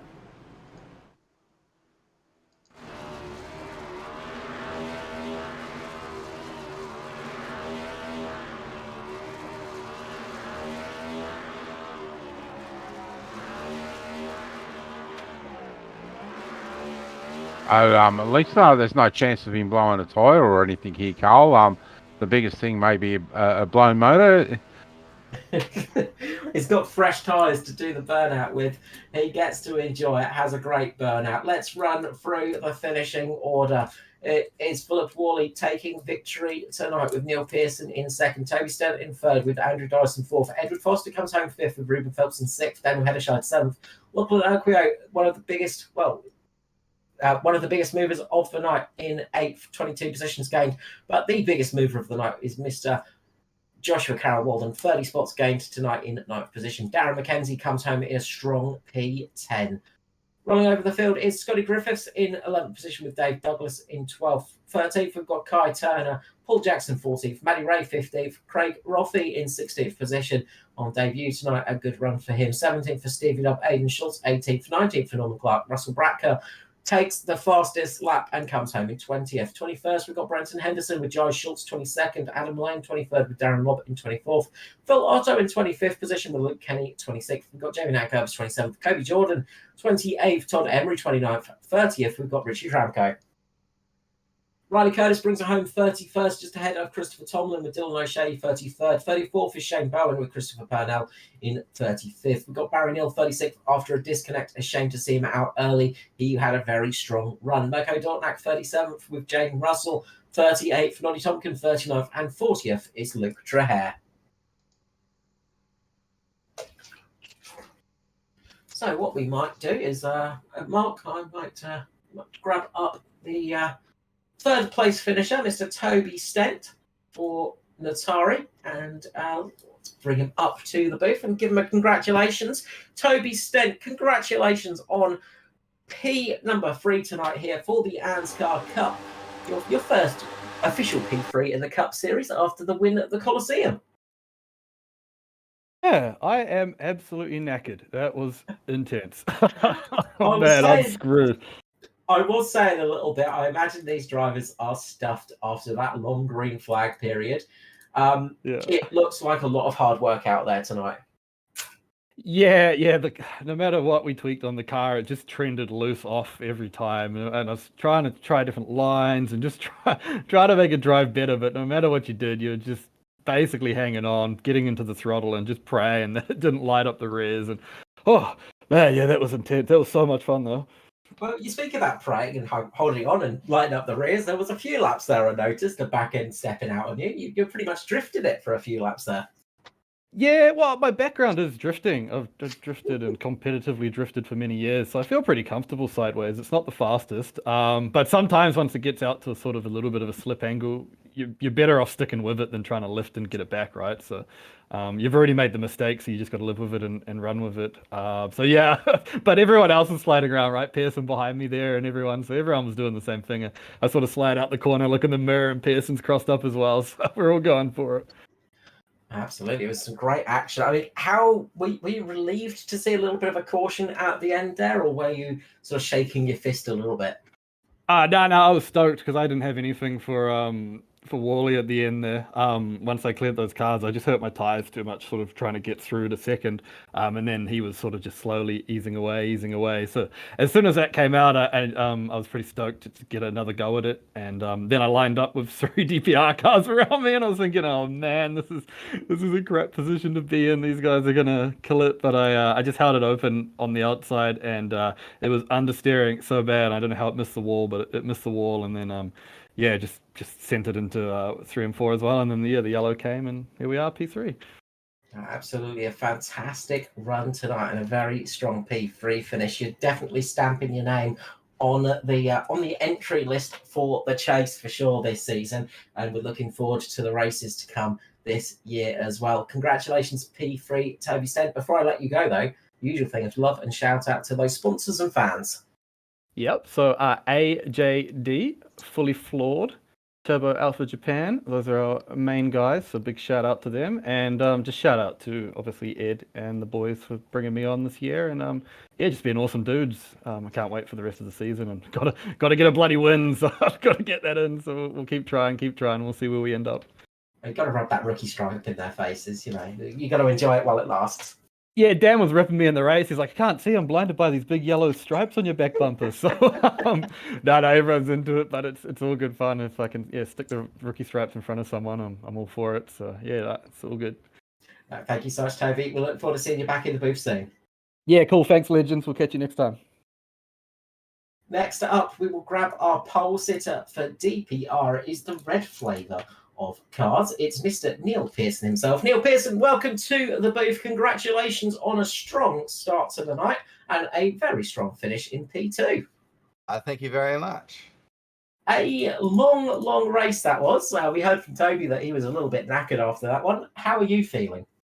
I'm pretty good. I've been hitting the gym up pretty much all this year, so like my energy levels are actually getting a lot better. So I'm looking forward to long races, and longer the better. Getting the stamina up this season. I mean, you needed it tonight. This race did not look easy at all, but you absolutely held the car up the front all night. Yeah, car was a rocket ship for about the first 25 laps of a stint, and then it just became a loose bomb. I was just chasing that right rear all the way up, and I was doing everything I could to try to hold it, or like even just not be loose. But yeah, I think I just went too hard early. I got this thing where I just want to keep up with everyone, and I think I really got to work on my patience and just not trying to race everyone so hard at the start and then come through and be good at the end. No, well, you didn't do too bad at the end. You're only slower than one car, which is not a bad position to be in. At least it was a teammate, or is that worse? It's probably worse, I mean, especially Worley, don't tell him that though. It's great to see a strong night, of course. Another pole position for you. I mean, you're doing quite well on the old qualifying times this season. I was very surprised when I was the only one who did a 0.3, considering, we saw quite a few 2s in practice. So I was like, looks like we've been doing some draft laps and whatnot. So, no, look, great run out there tonight, Mr. Neil Pearson. Congratulations on a strong P2. And I'm sure thank you very much. Sure, we're going to catch you back in the booth soon. Before I let you go, did you want to do a shout out for all the fans before Wally does all the sponsor shout outs? Yeah, just you guys for the broadcast. So I think that'll be a good one to go look back at, and ANZCAR for a great series. And I really think the changes they've made for the just the racing is really looking strong. There's a lot of people up there who we haven't seen in a while, or haven't seen before. So that was fun, and hopefully we had some good fun racing all year. Absolutely. We're looking forward to it. I'm sure we'll catch you back in the booth very shortly. Neil Pearson, thank you so much and congratulations on P2. Thanks, guys. And finally, we're going to grab up the Purple Monster, the number 2 free, the man that built up a heck of a lead, only to have it snatched away, but kept it up in the right position. Mr. Philip Worley, congratulations on a fantastic win here tonight. Thanks, boys. Appreciate it. Well, a well-deserved victory, that one. You built up a heck of a lead in that final long green period, only to have it snatched away by a late caution. Yeah, the Southwell Chevy was on rails tonight. I made a couple of little changes and they seem to work, which is good moving forward. So we've got a bit of data to go back on. Yeah, the ending was not what I was asking for. I'll give you the hot tip. The old heart rate went up a bit when that pace car come out with 3 to go. So, but happy to get it done in the end. First oval win. So yeah, I'm wrapped. No, absolutely, it's a fantastic job for you, and something we wanted to touch on. I was waiting to get to you, of course, with this one, but the changes, of course, being able to change a few little tweaks on the car through the race, and did that really help you tonight? Do you feel? Personally, yes, I was struggling on the starting setup. It was quite good because we had 6 cars tonight and probably went 6 different directions. So we got a lot of data, and I know Daiso didn't change a thing the whole race. So he did a mega job to still stay in the top 5. I think it was 4th in the end with no changes. So yeah, I don't think the changes make a great deal to outright pace, but they definitely help tune the car to the way a certain driver wants to drive it. Absolutely, and you showed that tonight by building up that beautiful, well, it was almost 3-second gap at some stages in that green period, and you absolutely nailed it tonight. Congratulations on that one. And as you said, one of the first wins in the ovals, and great to have you winning in the Cup Series as well with that. We are so happy to have you here for that win. Thanks, boys. It really is the monkey off the back. Feel like I'm quite decently competitive on the road stuff, so there's always the opportunity to get the win on them. But to have it over and done with and get my first oval win, and it doesn't lock you in for the playoffs, but to have the win so early on, just takes the pressure off for the rest of the year. It's great. I love it. I believe if you as long as you make the correct amount of races, you get your lock in with the win. So that's even better news for you. As long as you can make it to the races, that's the main thing. But as you say, getting that big purple monkey off your back, getting that win, we did mention during the race as well that you are absolutely coming on leaps and bounds. And this is scary news for the rest of the field now that you've got confidence on the ovals. Yeah, I mean, it's good. I wouldn't say I'm confident on the ovals. I'm still learning a lot, and the likes of Daiso and Neil and Stevo, who have got vastly more experience than me, really keep us less experienced boys level-headed. So it's really good to have those guys on board. I mean, without them, I'm gonna be nowhere really, because I get all my help from them. So yeah, full credit to the boys. Absolutely team effort, but tonight you came out on top. Congratulations for a well-deserved and fantastic win here at Autoclub Speedway, Mr. Philip Worley. Before I let you go, though, shout out and love to those fans and also those sponsors on the side of your car. Yeah, thanks, boys. Well, obviously, I'd love to thank you boys for putting on an awesome broadcast at Performance E Streaming, and of course, ANZCAR for the incredible series. Like it really is, the level of drivers in here, and it's incredible. And then obviously, the Southwell Chevy tonight was flying, but our other sponsors are simrigs.com, Ben Max Mechanical, Phoenix Smokers, and MP Designs. Congratulations tonight, Philip Worley. Well-deserved victory. Those sponsors will be happy, and all of those fans will be cheering on too. Welcome to the Oval Winner Circle for the ANZCAR Cup, and we look forward to seeing you back in the booth in the very near future. Thanks, boys. So there we have it, Philip Worley getting that big purple monkey off his back mark. That is only, that's a sort of warning shot to all the other drivers out there. And the fact that Worley could adapt this car as well, he just got that drivability in there, shows a lot. And I think we're going to be seeing that purple DPR car up the front a few more times this season. Yeah, definitely is, Carl. And same with Toby. Yeah, so we've got 2 new boys on the scene, and it's a matter of where do you look for the races to come? You've still got that old battle between Foster and Dyson, and now we've got a new battle between Stet and Woolley, and not to mention other ones down throughout the field. So it's going to be a good season. If we get more races like this tonight, it's Matt's going to have a hard time pushing them buttons for us. No, absolutely, and that's something I wanted to mention to you, Matt, as well. Is I don't know if you got the graphic for the leader changes tonight, but we saw a huge amount of different drivers up the front of the field fighting it out for the lead laps as well tonight, and that was fantastic to see too.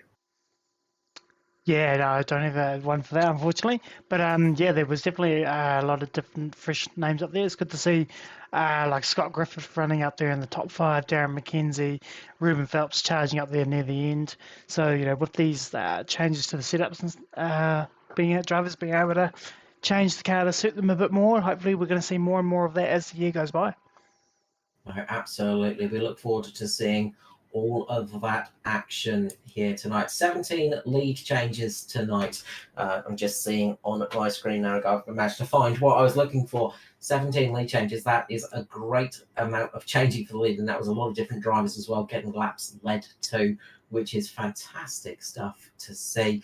We look forward to seeing you back here for more action, though, on Sunday night, of course, when we will be heading to the Australasian Supercar E Series, which will be racing at, I know I had this yesterday, but my brain has completely forgotten where I think we're at Chicagoland. There we go. My brain kicked into gear just at the very end of that sentence. That's the one. So we'll be at Chicagoland on Sunday night. We hope you can join us there for that. But we also have the Weekend Warriors returning on Saturday night. Isn't that correct, Mark?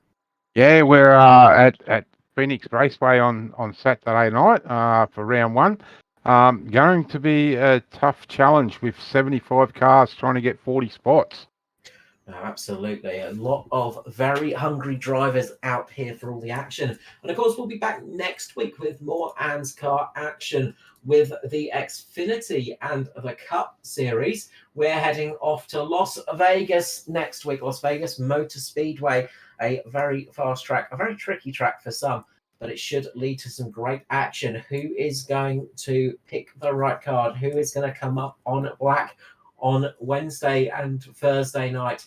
Join us for all of that action. And of course, the trucks will be running at Atlanta over on Checkered Flag e-streaming. Make sure to head over to Checkered Flag as well to catch the Weekend Warriors. But a big thank you to Mr. Mark Johansson for joining us up here in the booth. Thank you very much, Mark. No worries, mate. If I'm not here next week, just come find me. I'll be in one of those casinos down the road. Trying to win it lucky. And of course, a big thank you to Mr. Matty Hunter for getting all of his beautiful overlays working and doing all the hard work on the cameras. It's good to have you back, Matt. You're welcome. And from myself, Mr. Carl Wilkinson, Withy, I'm going to wish you all a good night, and we will see you back here, hopefully for Sunday night. Thank you so much for joining us. And for now, good night. Bye-bye.